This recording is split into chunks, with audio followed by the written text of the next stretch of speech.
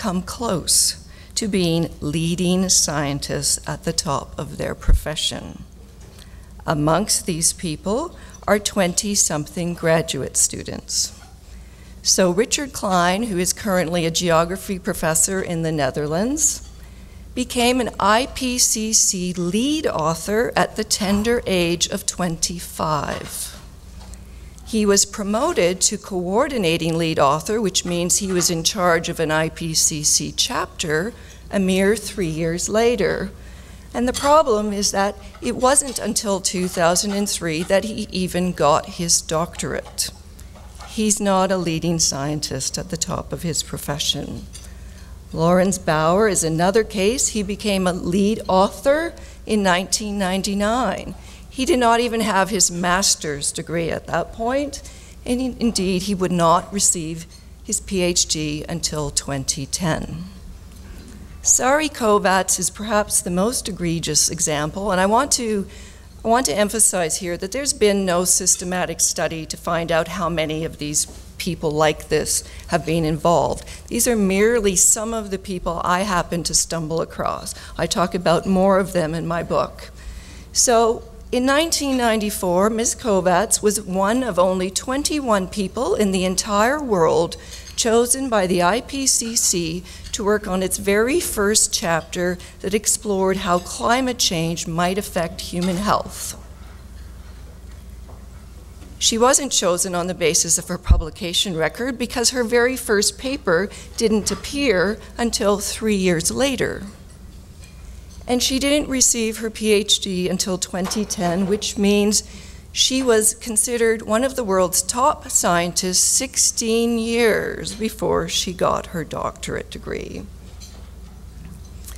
Now, is the IPCC embarrassed about this? No, in fact, they invited her back to work on every subsequent assessment report, and currently she is leading a chapter. She is a coordinating lead author for AR5, which is, the next assessment report that the IPCC is currently working on. It's supposed to come out either late next year or in 2014.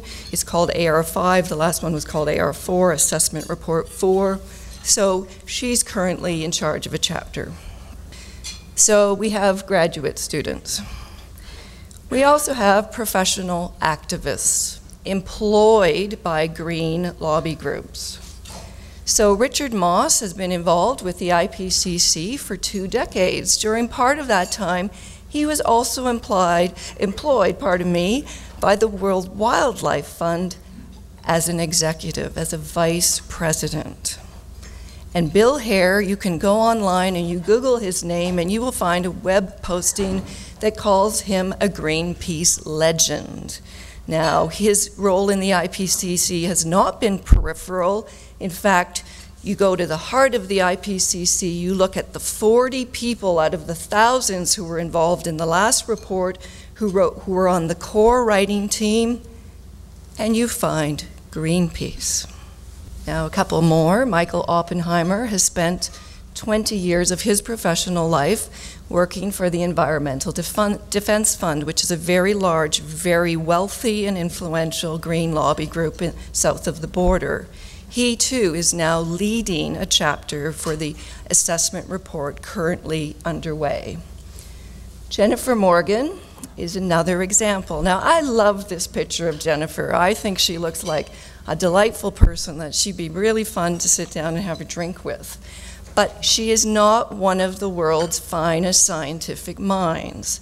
She used to be the World Wildlife Fund's chief spokesperson on climate change. And she too is now involved in the IPCC report that is currently underway. What is a former spokesperson for the World Wildlife Fund doing within a mile of a scientific assessment? What is she doing there? How could the IPCC confuse her with the world's top scientists?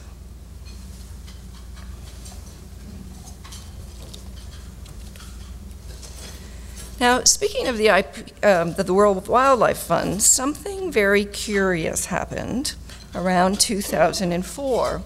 and that's that the World Wildlife Fund began systematically recruiting IPCC authors to be part of their own panel.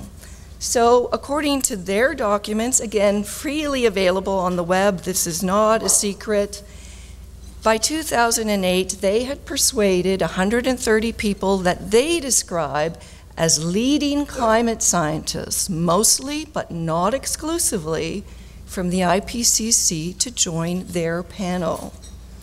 So at the time when these scientists were supposed to be objectively evaluating evidence about climate change, they got into bed with green lobbyists.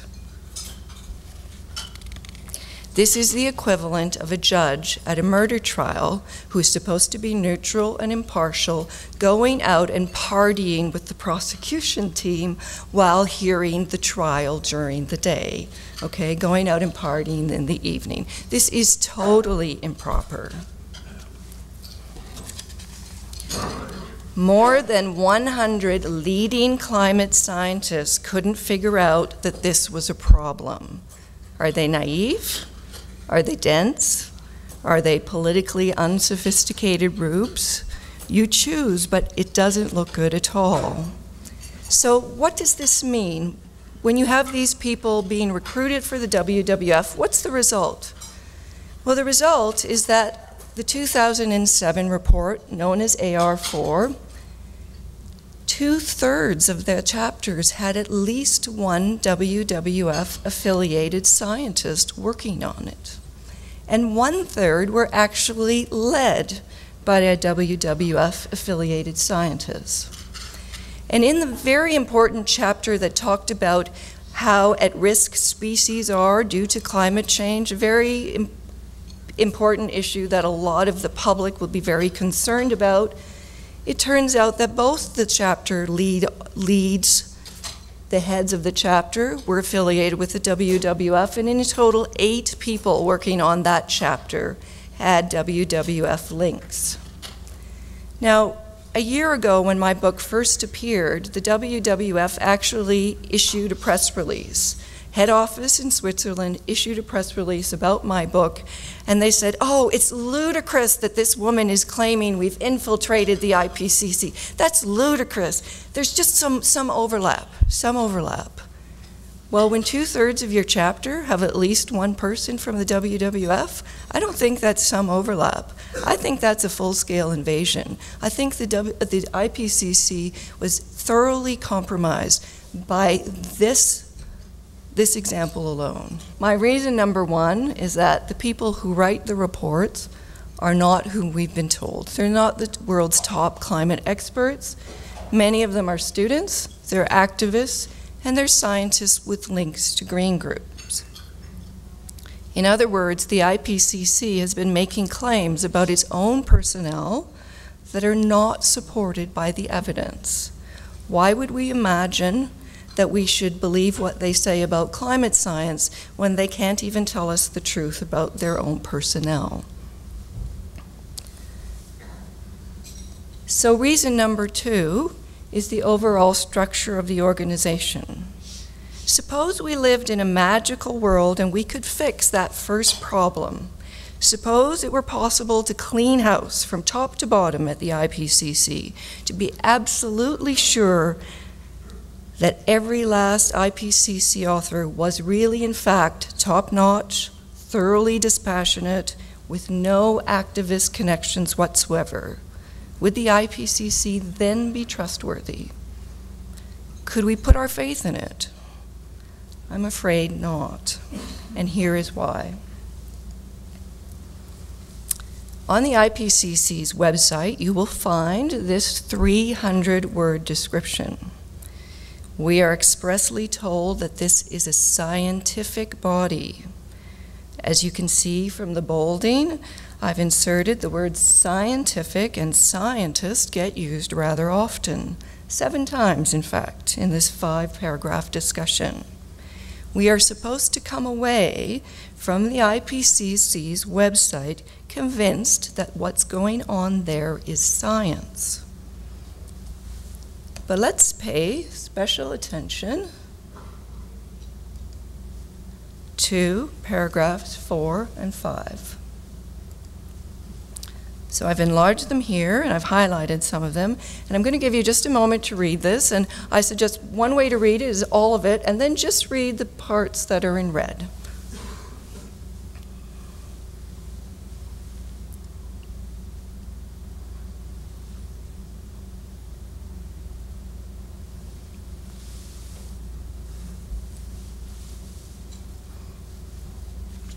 Now, first of all, it's important to notice that scientists do not belong to the IPCC. Nations belong to the IPCC. The membership of the IPCC is essentially the same as the membership of the UN. In other words, the IPCC is actually a venue in which governments arrive at a common understanding about climate change. That's what the red sentence in the final paragraph is talking about. By participating in the IPCC process, governments agree to the interpretation of the science that's contained in the IPCC reports. What these paragraphs do not tell us, and what the media has utterly failed to point out, is that scientists get overruled by politicians in this organization, and that the IPCC has been deliberately designed that way. IPCC reports can be thousands of pages long. The 2007 report is 3,000 pages. Most of us don't have weeks of spare time to wade through documents of that length. Everyone knows that, including the IPCC. So the IPCC produces shorter executive summaries that are usually about 24 pages long. Those are the documents that actually matter. The IPCC calls these summaries for policymakers. Those are the ones that get read by the politicians, and they get read by journalists. What few people appreciate is that these summaries are only drafted by the IPCC authors. So even if every last one of those authors was a top-notch scientist, the final wording of these documents is beyond the control of the scientists. They merely draft the wording. What then happens is that countries send diplomatic delegations to huge meetings that are known as IPCC plenary meetings. They're in a huge room, there's delegations from countries all over the world, and they go over these summary documents. They put them sentence by sentence up on the screen, and they negotiate the wording. Politicians and bureaucrats negotiate the wording of what the summaries should say. The press and the public are barred from those meetings. We have no idea what goes on. It's behind closed doors. Now, these negotiating sessions go on for days. Some of the people who have been there say that they drag on all night, that for the last 2 days they just go 24/7. And they say that the teams, the delegations with the most people and the most stamina succeed in getting their preferred wording by wearing down everyone else.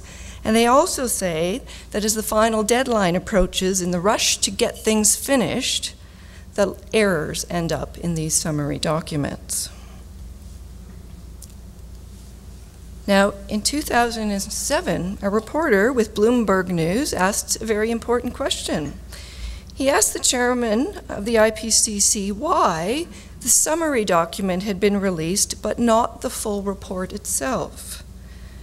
The reporter was told that the delay, and it was by then more than a month, was due to the fact that the IPCC needed to go back to the science documents, quote, to ensure that the underlying report conforms to the refinements hammered out by the politicians. So, yeah, okay, you caught that, right? The chairman of the IPCC admits that his organization goes back and fixes what those allegedly top scientists have said in their report so that the science conforms to the version of reality that the politicians decided they wanted when they were in their negotiating sessions. So, is that really how a scientific body operates? Is scientific truth established by negotiators in the middle of the night? This, ladies and gentlemen, is the organization on which your government relies when it explains climate change facts to the public. This is the organization on which your government relies when it makes decisions that affect your heating bills, your taxes, and your ability to run a profitable business. Thank you.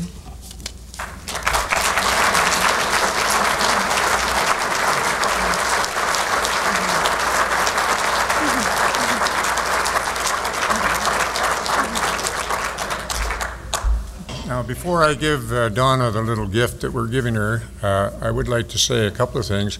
For any of you who have wondered, what is investigative journalism? I think we've seen an example, and I think it's in spades. So.